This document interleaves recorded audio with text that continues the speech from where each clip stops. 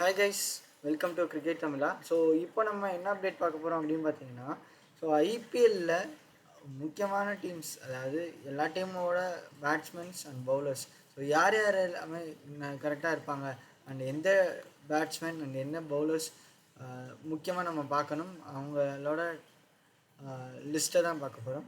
So top 5 பேட்ஸ்மென்ஸோட list தான் பார்க்க போகிறோம். ஸோ எந்த டீமுக்கு அப்படின்னு பார்த்தீங்கன்னா நம்ம ஆர்சிபிக்கு தான் பார்க்க போகிறோம். எஸ், ஸோ இந்தியா, அதாவது சிஎஸ்கே வெர்சஸ் ஆர்சிபி தான் ஃபஸ்ட்டு வரப்போகுது. ஸோ அந்த மேட்சில் இருக்க ஃபஸ்ட்டு டீமு தான் நம்ம பார்க்க போகிறோம், ஆர்சிபி டீம். ஸோ ஆர்சிபியில் உங்களோட ஃபேவரட் பேட்ஸ்மேன் யார்? ஸோ அவர் இந்த சீசனில் எப்படி விளையாடுவார்னு நினைக்கிறீங்கன்றதையும் கமெண்ட் செக்ஷனில் மென்ஷன் பண்ணுங்கள். ஸோ தட் அவங்களோட இன்ஃபர்மேஷனையும் நம்ம அடுத்த வீடியோவில் கவர் பண்ணலாம். அண்ட் உங்களுக்கு எந்த டீம் ரொம்ப பிடிக்கும்னு சொல்லிட்டு மென்ஷன் பண்ணுங்கள் கமெண்ட் செக்ஷனில். அவங்களோட சப்போர்ட்டையுமே நம்ம பார்க்கலாம். ஸோ ஃபஸ்ட்டு பிளேயர் வந்து ரொம்பவுமே ஒரு பரிச்சயமான பிளேயர்னே சொல்லலாம். ஸோ வேறு யாரும் இல்லை, நம்ம ஃபேஃப் தான். ஸோ ஃபேஃப் டு பிளஸஸ் வந்து எஸ், ரொம்ப வருஷமாக விளையாண்டுட்டு இருக்காரு.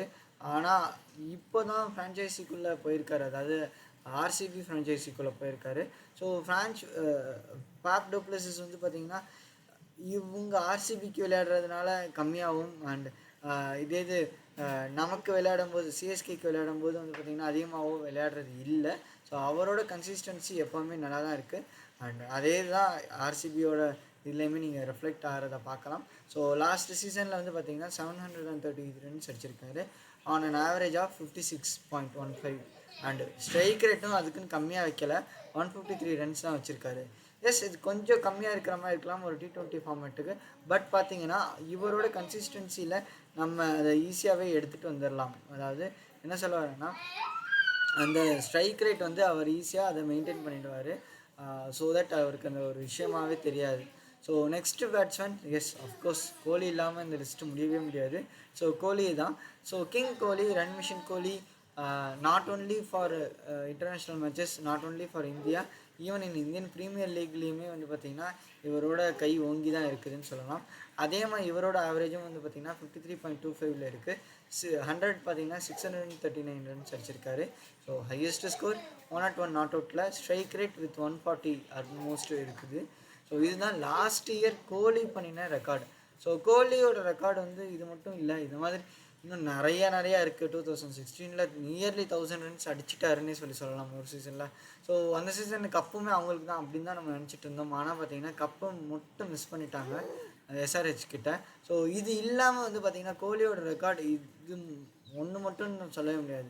ஸோ ஐபிஎல் இது வரைக்கும் அடித்த ஹையஸ்ட் ரன்ஸ் பார்த்திங்கன்னா கோலியோடதாக தான் இருக்கும். அண்ட் கோலி இல்லாத ஒரு ரெக்கார்ட் லிஸ்ட்டாக நீங்கள் பார்க்கவே முடியாது. ஸோ அந்த மாதிரி தான் நம்ம கிங் கோலி எப்போவுமே மெயின்டைன் பண்ணிகிட்ருப்பார். அதுவும் முக்கியமாக இந்தியன் கிரவுண்ட்ஸில் நம்ம சொல்லவே வேண்டாம், அவர் ஈஸியாகவே விளையாடுவார். அண்ட் நல்ல ரன்ஸுமே வர்றதுக்கு நிறையா வாய்ப்பு இருக்குது, even in 2024 IPL. So wait பண்ணி பார்க்கணும் ஸ்டார்டிங் மேட்ச்சில் கோலி வராரா, என்ன பண்ணுறாருன்னு சொல்லிட்டு. அண்ட் அதில் வந்தால் எந்த அளவுக்கு அவர் சேஸ் பண்ணுறாரு அண்ட் எந்த அளவுக்கு அவர் ரன் கொடுக்குறாரு அப்படின்னு சொல்லிட்டு நம்ம பார்க்கணும். ஸோ அடுத்த பிளேயர் வந்து கிளென் மேக்ஸ்வெல். எஸ், இந்த கிளென் மேக்ஸ்வெல், இவர் பேரை கேட்டாலே லைட்டாக பயப்படுற பவுலர்ஸ் நிறைய பேர் இருப்பாங்க. ஏன்னா எப்படி பாலை எந்த சைடு சிக்ஸ் அடிப்பாருன்னே தெரியாது. ஸோ அந்த மாதிரி வரும்போது என்ன ஆகும் அப்படின்னா, எந்த மாதிரி பால் போடணும் அவருக்கு அப்படின்றது வந்து ரொம்பவுமே ஒரு இம்பார்ட்டண்ட்டான விஷயமா இருக்கும். ஸோ அந்த மாதிரி கணிச்சு விளையாடுறதுல வந்து நம்ம இந்தியன் பவுலர்ஸ் கொஞ்சம் நல்லாவே போட்டுட்ருக்காங்க ஃபார் மேக்ஸ்வெல். ஆனால் இருந்தாலுமே இவரோட ஒரு அட்டாக்கிங் பேட்டிங் அண்ட் ஆல்ரவுண்ட் பர்ஃபார்மன்ஸ்னால அவர் பார்த்திங்கன்னா ஈஸியாக ஸ்கோர் பண்ணிட்டு தான் இருக்கார். ஸோ லாஸ்ட் சீசன்லேயுமே 400 run on an average of 33 வச்சுருக்காரு. ஸ்ட்ரைக் ரேட் வந்து பார்த்திங்கன்னா 150 கிட்ட வச்சுருக்காரு இவரும். ஸோ ஆர்சிபி பேட்ஸ்மேனில் இவருமே ஒரு அட்டாக்கிங் பேட்ஸ்மேன் தான் சொல்லலாம். ஏன்னு சொல்கிறேன்னா, இவர் அட்டாக் பண்ண ஆரம்பிக்கும் போது பார்த்திங்கன்னா மற்ற பவுலர்ஸ் எல்லாமே கொஞ்சம் லைட்டாக நான் சொன்ன மாதிரி பயப்பட்டு தான் இருப்பாங்க. அண்ட் அந்த டைமில் வந்து அவங்க தப்பு பண்ணுறதுக்குமே நிறையா சான்சஸ் இருக்குது.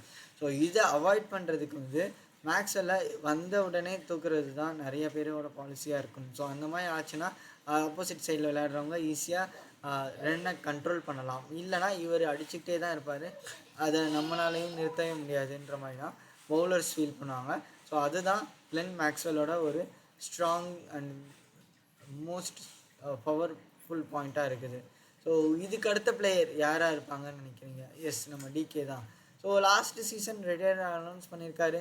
ஆர்சிபிக்கு லாஸ்ட் சீசன் ஃபார் ஷுர் அப்படின்னு நம்ம தீர்மானமாகவே சொல்லலாம். ஏன்னா அஃபிஷியலாகவே தான் சொல்லியிருக்காரு.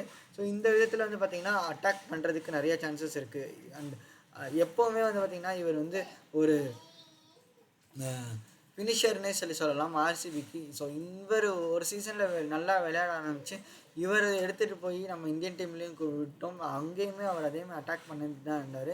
ஸோ அது எல்லாமே நம்ம ஞாபகம் வச்சுட்டு தான் இருப்போம். ஸோ அந்த இடத்துல தான் இவர் இதுக்குள்ளே வந்திருக்காரு, அது டாப் 5 பேட்ஸ்மேன் லிஸ்ட்டில். ஸோ 5th பேட்ஸ்மேன் யாராக இருக்குன்னு ஏதாவது கெஸஸ் இருக்கா?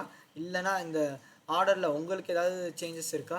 இல்லை இந்த 5 பேருமே இல்லை, வேறு 5 பேர் இல்லை, 2-3 பேர் தான் இருக்காங்க அப்படின்ற மாதிரி நீங்கள் ஏதாவது சொல்கிறீங்களா? ஸோ எல்லாத்தையுமே கமெண்ட் செக்ஷனில் சொல்லுங்கள். அண்ட் வீடியோ பிடிச்சிருந்துச்சுன்னா லைக் பண்ணிக்கோங்க. ஸோ நெக்ஸ்ட் பேட்ஸ்மேனை பார்க்கலாம். ஸோ நெக்ஸ்ட் பேட்ஸ்மேனை பார்க்கும்போதுக்கு முன்னாடி நம்ம கிரிக்கெட் தமிழ் சேனல் பற்றி அப்டேட் சொல்கிறோம். ஸோ ஐபிஎல்ல ஃபுல்லாக கவரேஜ் பண்ணிகிட்ருக்கோம். ஒவ்வொரு டீமாக இண்டிவிஜுவலாக கவர் பண்ணிகிட்ருக்கோம். அது மட்டும் இல்லாமல் purple cap, orange cap, stats and அதோட ப்ரெடிக்ஷன்ஸ், அப்புறமா எந்த team head to head matches, எல்லா விஷயத்துலையுமே ஐபிஎல்லை பற்றி ஃபுல் அண்ட் ஃபுல் கவர் பண்ணிகிட்ருக்கோம். ஸோ அதுக்கு உங்களோட லவ் அண்ட் சப்போர்ட் இருந்துகிட்ருக்கு. So thank you so much for that. And இந்த வீடியோவுக்கும் அதே மாதிரி நீங்கள் லவ் அண்ட் சப்போர்ட் கொடுப்பீங்கன்னு நினைக்கிறேன். ஸோ நெக்ஸ்ட் பேட்ஸ்மேன் பார்க்கலாம். ஸோ மஹிபால் லோமோர். ஸோ யாருப்பா இவர், எங்கே இருந்தார் அப்படின்னு பார்த்தீங்கன்னா ஒரு அன்கேப்டு பிளேயர்னு தான் சொல்லணும். ஸோ இந்த அன்கேப்டு பிளேயர்னால் நம்ம சாதிக்க முடியுமா? எஸ், நிறையா வாய்ப்பு இருக்குது. அதுவுமே முக்கியமாக ஆர்சிபி டீமில்.